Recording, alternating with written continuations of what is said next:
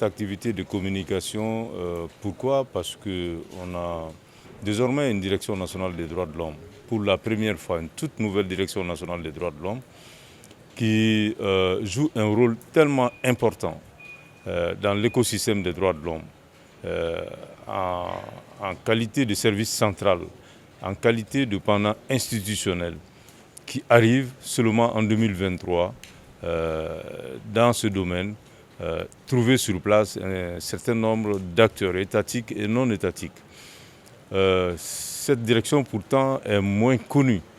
Cette activité donc, de communication arrive comme une sorte de nécessité pratique pour expliquer aux uns et aux autres, présenter d'abord la structure, expliquer aux uns et aux autres sa mission pour qu'on puisse ensemble aller à une meilleure promotion et une protection des droits de l'homme. La plupart du temps, c'est une confusion autour de la Direction nationale des droits de l'homme. Pour illustrer, il y a beaucoup de cadres qui font la confusion entre la Commission nationale des droits de l'homme, la Direction nationale des droits de l'homme, leur mission.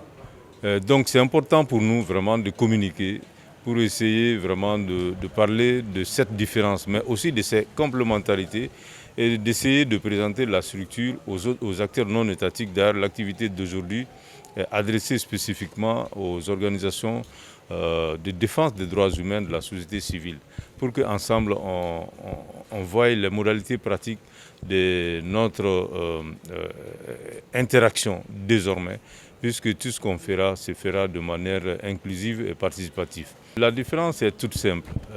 D'abord, il y a des similitudes puisqu'on a à peu près les mêmes objectifs. Il s'agit de la promotion et de la protection des droits humains, puisque notre pays est redevable par rapport aux instruments internationaux qu'il a signés et ratifiés. Donc la mise en œuvre lui incombe.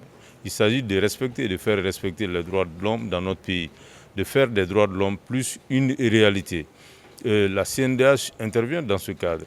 Mais l'État en tant que tel n'avait pas un pendant institutionnel. Le portefeuille droits de l'homme, qui est au niveau du département de la justice, n'avait pas d'outils techniques à sa disposition. Donc, d'où l'idée de créer une direction nationale des droits de l'homme qui agit sous la forme d'un service central. Au même moment, la Commission nationale des droits de l'homme agit sous la forme d'une autorité administrative indépendante. Donc déjà, il y a une différence de forme. Ce n'est pas forcément les mêmes missions, mais on a les mêmes objectifs en réalité. Permettez-moi de prime abord de saluer cette initiative de la Direction nationale des droits de l'homme qui s'inscrit dans une dynamique de transparence, de dialogue et de renforcement des capacités des acteurs institutionnels, mais aussi de la société civile. Cette démarche, nous pensons qu'elle est essentielle pour consolider l'état de droit et promouvoir une culture des droits humains au Mali. Je voudrais aussi exprimer nos sincères remerciements au ministère de la Justice au travers de Madame la conseillère et pour le leadership de ces ministères et l'engagement continu en faveur de la promotion et de la protection des droits humains au Mali. La diversification des acteurs est incontestablement un atout face à l'immensité et à la complexité des questions de droits de l'homme dans un environnement qui ne cesse d'évoluer.